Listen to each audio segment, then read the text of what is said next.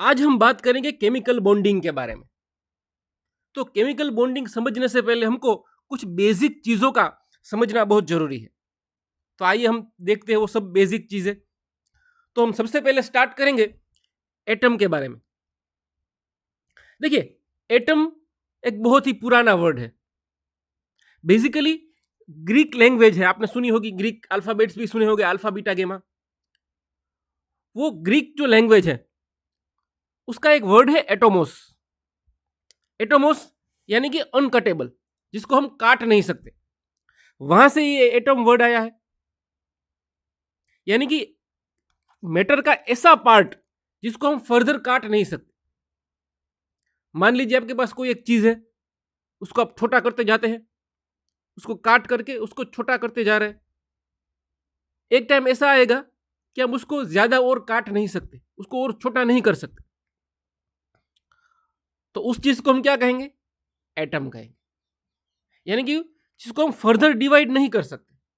अगर हमको एटम की डेफिनेशन बतानी हो तो हम ऐसा कह सकते हैं कि स्मॉलेस्ट पार्ट है मैटर का, जिसको हम फर्दर डिवाइड नहीं कर सकते।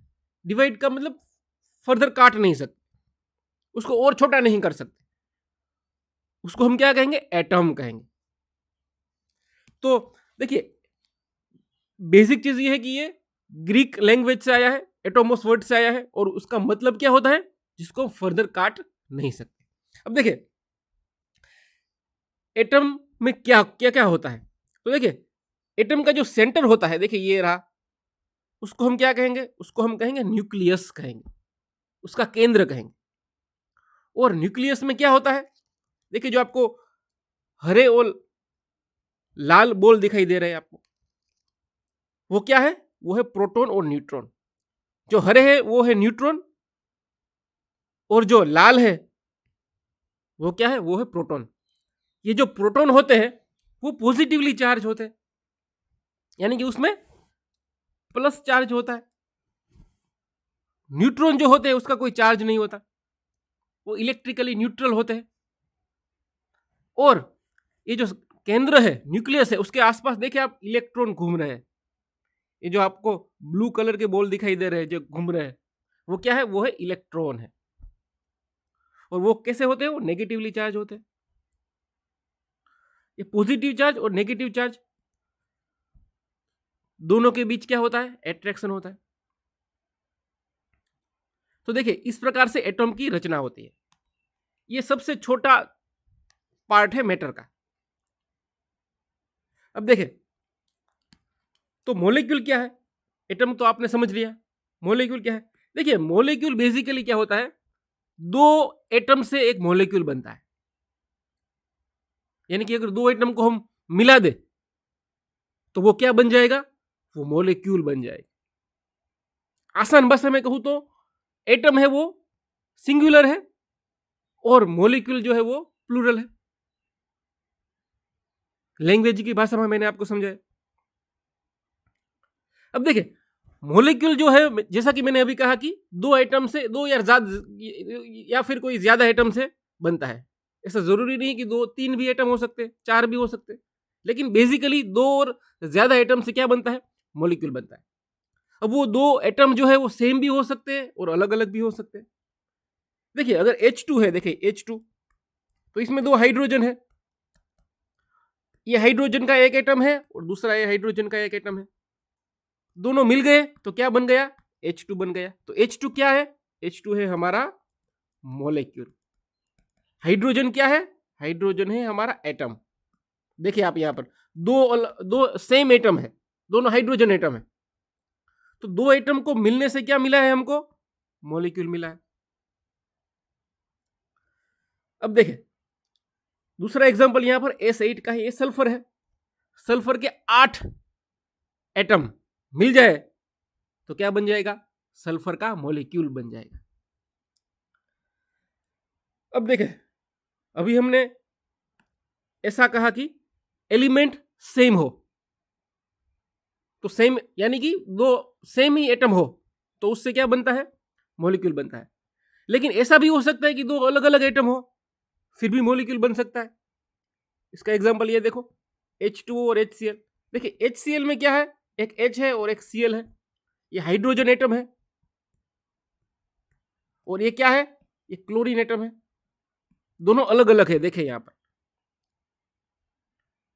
सेम एलिमेंट में दोनों हाइड्रोजन थे, यहां पर डिफरेंट एलिमेंट में क्या है, डिफरेंट एटम्स है। ये हाइड्रोजन का एटम है और ये क्लोरीन का एटम है, दोनों को मिलके क्या बनता है, HCl का मॉलिक्यूल बनता है। यानी कि आसान भाषा में कहे तो एटम एक सिंगल है, एंटिटी है, और मॉलिक्यूल क्या है, अगर दो एटम जुड़ जाए तो क्या बनता है, मॉलिक्यूल बनता है। ये आपको समझना पड़ेगा। अब देखें दूसरा क्वेश्चन ये आता है कि एटम कंबाइन क्यों करते हैं, क्या जरूरत पड़ी, दोनों हाइड्रोजन अकेले अच्छे थे, उन्होंने मिलके H2 गैस क्यों बनाया या H2 क्यों बना। आप देख रहे हैं ऑक्सीजन अकेला नहीं होता, ऑक्सीजन का दूसरा मॉलिक्यूल उसके साथ जुड़ा ही रहता है, O2 ही होता है। ऐसा क्यों है, अकेले ऑक्सीजन क्यों नहीं रह सकता, क्या प्रॉब्लम है भाई। तो देखिए आपको समझना पड़ेगा कि अगर दो हाइड्रोजन एटम यानी कि H2 या फिर S8 या फिर कोई भी मॉलिक्यूल अगर साथ में जुड़ जाते हैं यानी कि मॉलिक्यूल बनते हैं एटम में से, तो उनकी क्या बढ़ जाती है, स्टेबिलिटी बढ़ जाती है। देखिए हम हर किसी को क्या चाहिए, स्टेबिलिटी चाहिए, तो एटम्स भी उससे वंचित नहीं है, एटम्स को भी क्या चाहिए, स्टेबिलिटी चाहिए। तो स्टेबिलिटी किस प्रकार अचीव करेंगे, वो मॉलिक्यूल में कन्वर्ट होके स्टेबिलिटी अचीव करेंगे। यानी कि मॉलिक्यूल में कन्वर्ट होने का मतलब यही है कि स्टेबल हो जाते हैं, वो स्थिर हो जाते हैं। तो किस प्रकार से स्टेबल होंगे, तो देखिए उसके लिए एक रूल है जिसको कहा गया है ऑक्टेट रूल, जिसके बारे में हम डिटेल में पढ़ेंगे। लेकिन यहां पर मैं थोड़ा सा बता देता हूं आपको कि हर कोई जो एटम होता है उसकी एक लाक्षणिकता, टेंडेंसी होती है, उसका एक कैरेक्टर होता है। क्या कैरेक्टर होता है, 8 इलेक्ट्रॉन अपनी वैलेंस सेल में करने का। सब क्या करते हैं, 8 इलेक्ट्रॉन चाहते हैं अपनी वैलेंस सेल में। वैलेंस सेल यानी कि बाह्यतम कक्षा, जो बाहर की ऑर्बिटल है, बाह्यतम कक्षा है, उसमें वो क्या चाहते हैं कि 8 इलेक्ट्रॉन बने रहे। अगर 8 इलेक्ट्रॉन रह जाते हैं बाहर तो वो स्टेबल कहलाएगा। तो ये 8 इलेक्ट्रॉन का चक्कर है पूरा। 8 इलेक्ट्रॉन करने के लिए वो क्या करते हैं, मॉलिक्यूल में कन्वर्ट हो जाते हैं। अब देखें आगे बढ़ते हैं।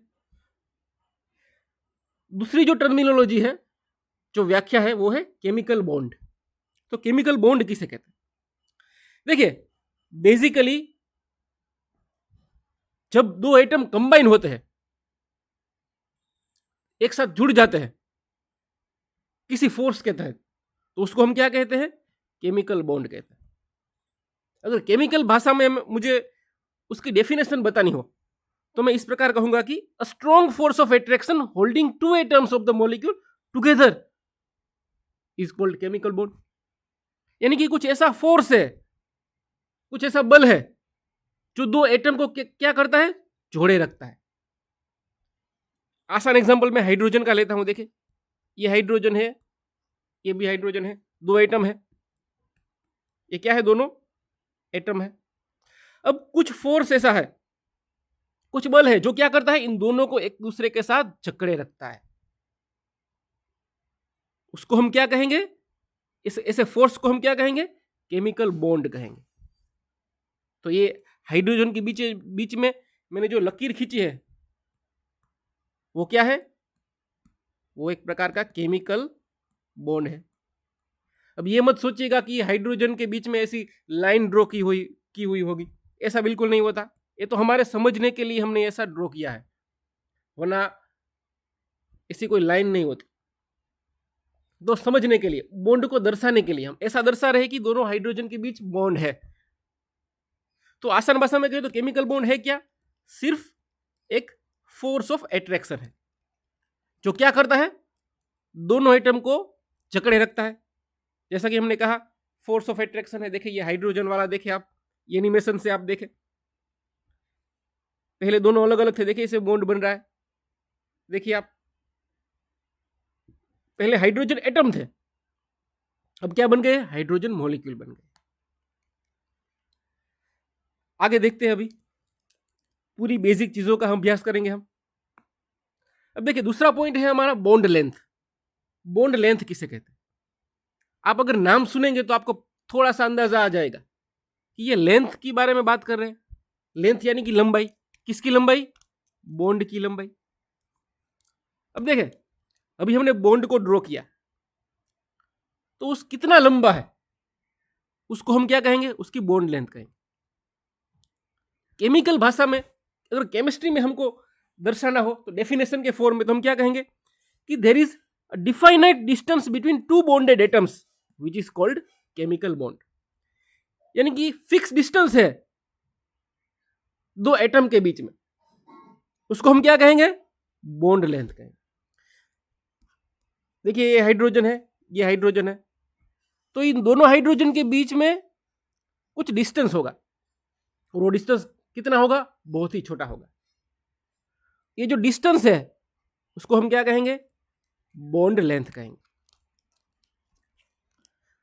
अब देखें, ये रहा, ये आपको एनिमेशन दिखाई दे रहा है, ये दोनों एटम है। देखें जो गोल आपको दिखाई दे रहे हैं बॉल्स, वो क्या है? वो एटम है, और उसके बीच में ये ग्रे कलर की लाइन खींची हुई है, वो क्या है?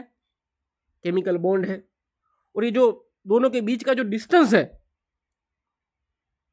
जो दो बॉल्स है ब्लू कलर के, उनके बीच का जो डिस्टेंस है उसको हम क्या कहेंगे? उसको हम कहेंगे बॉन्ड लेंथ। देखिए ये रहा एग्जांपल, हाइड्रोजन के जो दो बॉन्ड्स है यानी कि H2 के जो दो हाइड्रोजन एटम्स है उसके बीच का डिस्टेंस कितना है? 0.74 एंगस्ट्रॉम, यानी कि 10⁻⁻10 जितना है सेंटीमीटर या मीटर उतना है। उसी प्रकार क्लोरीन का जो दो एटम्स है उसके बीच का डिस्टेंस कितना है? 1.99 एंगस्ट्रॉम।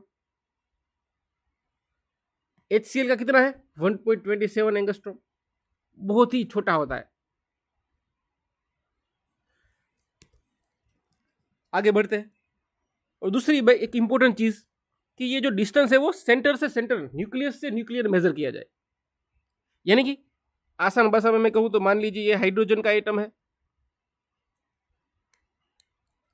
तो डिस्टेंस जो है वो सेंटर से मेजर किया गया, यानी कि इसका सेंटर और इसका सेंटर दोनों के सेंटर से मेजर किया जाएगा।